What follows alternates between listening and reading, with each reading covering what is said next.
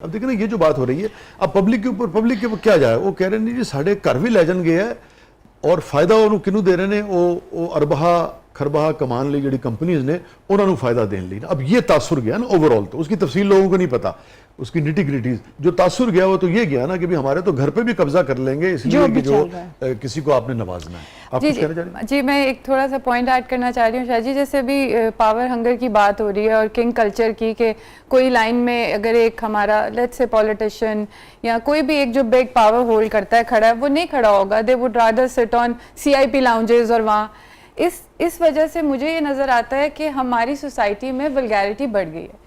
क्योंकि if you go to defence ना, मैं यहाँ पे बताऊंगी, वहाँ पे सिर्फ डाला कल्चर हो गया, because people would see them as Lahore की बात कर रही हैं जी।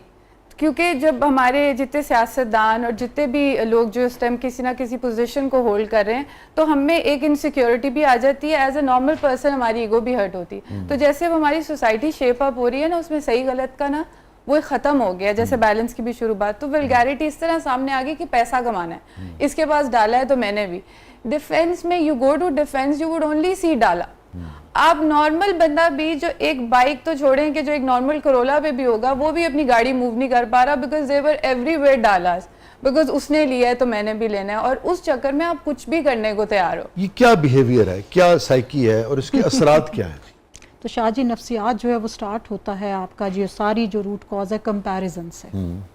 अनहेल्दी कंपैरिजन, अनहेल्दी कंपटीशन, इसको हम अनहेल्दी में साथ कह रहे हैं। एक वक्त हम कंपटीशन को बड़ा पॉजिटिव वे में लेते थे, ये सारा वहाँ से स्टार्ट होता है। अभी इन्होंने कहा जो भी डाला कल्चर या जो भी एक स्पेसिफिक बात, considering my last 5 to 7 years clinical experience, trust me without any exaggeration, mostly मेरे पास जो यंगस्टर्स आ रहे हैं या टीनेजर्स आ रहे हैं, उनकी जो स्ट्रेस और एंजाइटी की जो रूट कॉज मेन, अगर मैं जब डीप डाउन हिस्ट्री लेती हूँ तो वो ये होता है कि मेरी जो, हम कॉलेज में जाते हैं, यूनिफॉर्म नहीं है, हम इतने अफोर्ड नहीं कर सकते, लेट्स वो बच्चियां या बच्चे जो कि स्कॉलरशिप्स पे मेरिट पे गए हैं, अब वहाँ पर आ जाता है कंपैरिजन कि हमारे पास ये मोबाइल्स नहीं है, हम ऐसे कपड़े नहीं पहन सकते, या फिर वो क्या करते हैं, दूसरी उसकी ऑप्शन, उसको कवर करने के लिए या उसकी कॉम्पनसेशन के लिए, इसको बोलते हैं कि अपने उन इंफीरियॉरिटी कॉम्प्लेक्सेस को या एहसास कमतरी को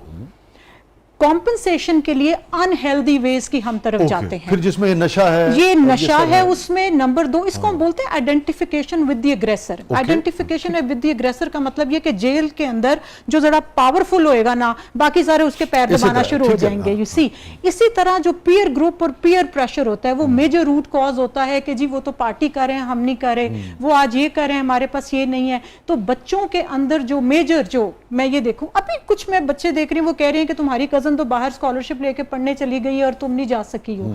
तो इस तरह के जो अनहेल्दी कंपैरिजंस हैं, और जहां आप बात कर रहे हैं मिडिल, उसमें तो जो सोशो इकोनॉमिक स्टेटस है, ये भी देखिए, वो सबसे अनफॉर्चुनेटली मैं इसको कहती हूँ, this is the cancerous virus है ये। राणा साहब ये फरमाइए कि आप उस दिन उस कमरे में मौजूद थे, अभी ये जब DIG फैसल कामरान जी बिल्कुल, मैं वहाँ मौजूद था, प्रेस कॉन्फ्रेंस कवर करने गया हुआ था। ठीक है, मैं चूंकि इस वक्त हमारा ये डायरेक्ट ये जो केस है, ये हमारा डायरेक्ट मौजू नहीं है जी। मगर जो हमने देखा उसमें हम ये देख रहे हैं कि एक सीनियर पुलिस ऑफिसर है, और लाजबात है हमारी जो कबीले के दोस्त अहबाब हैं, आप भी उसमें मौजूद थे, और भी बहुत सारे हमारे दोस्त वहाँ मौजूद थे, और जो कुछ भी हुआ वो सारा। अब मैं इस बहस में नहीं जा रहा कि इस वक्त गलत कौन है, ठीक कौन है, मगर वो जो हम बात कर रहे थे, इतने सीनियर पुलिस ऑफिसर ने भी या उसके इदारे ने भी, जिसका वो नुमाइंदा है, वो जो रिस्पेक्ट है वो खो दी है। इसी तरह उसका एक पॉइंट ऑफ व्यू है साफियों के बारे में, कुछ कह रहे हैं कि यूं बात नहीं करनी चाहिए थी, कुछ कह रहे हैं कि नहीं ये चूंकि झूठे ना बोल देने, इन्होंने और किस तरह गल करी है। तो सबने, सबका मकाम, सबकी इज्जत जो है उसके ऊपर एक क्वेश्चन मार्क है। और अगर वो कबीले वाले तो उसको सपोर्ट कर रहे हो तो कर रहे हो, दूसरा इदारा जो है वो नहीं कर रहा, इदारे को कबीले वाले नहीं कर रहे, तो एक फर्क।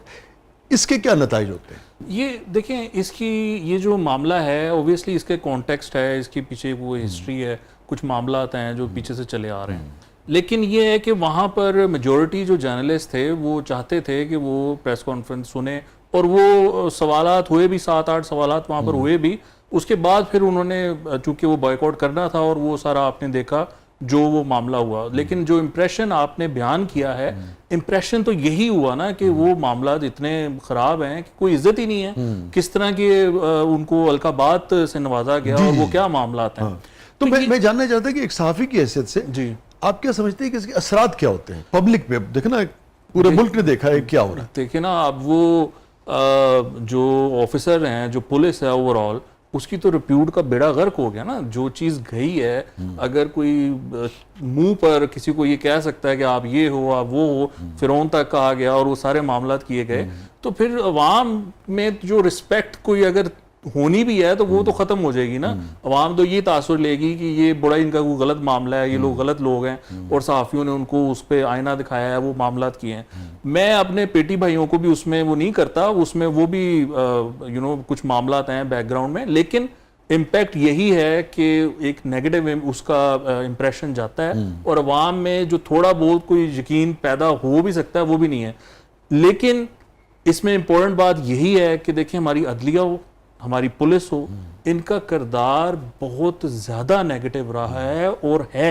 उसका ये नतीजा है, उसका नतीजा है। देखिए वो चीज, ट्रस्ट डेफिसिट है, वो चीज, और उसकी बुनियाद इदारे हैं। आप समझते हैं इदारे हैं। ये जो मैं इसमें ना पूरा जो सिस्टम है ना, ये अशराफिया ने जो डिजाइन किया हुआ है, मैंने एक डीआईजी साहब, और देखिए ना, इसका एक और तासुर क्या हुआ कि अच्छा अगेन अशराफिया को बचाने के लिए किया जा रहा है। जी, वो यही तो बात है, यही true. तो बात है जिसके ऊपर अवाम का ये पॉइंट ऑफ व्यू है कि अगर ये मामला ऐसे है तो इसको इस अदारे के पास क्यों नहीं दिए, यानी सीसीडी के पास। ये देखिए ना, वो मामला, वो सवाल उठा रहे हैं और वो वैलिड क्वेश्चन है, उसको आप नहीं डिनाई कर सकते उस सवाल को कि जी ये गलत सवाल है। नहीं, वो गलत सवाल नहीं है। तो इसका मतलब ये है कि यहाँ पर जो सिस्टम ओवरऑल बनाया गया, मैं आपको बता रहा था, मैंने एक डीआईजी साहब को कहा कि ये आप नीचे जो मामला होते हैं थाने के, क्यों नहीं बेहतर करते कि अवाम हम भी आपको फोन करें कि सर वो जरा इस बंदे का केस है, वो जरा देख लें। क्यों, मतलब उन्होंने कहा नहीं यार इस तरह नहीं होता, हमें भी तो, हमारी भी तो कोई अहमियत होनी चाहिए ना।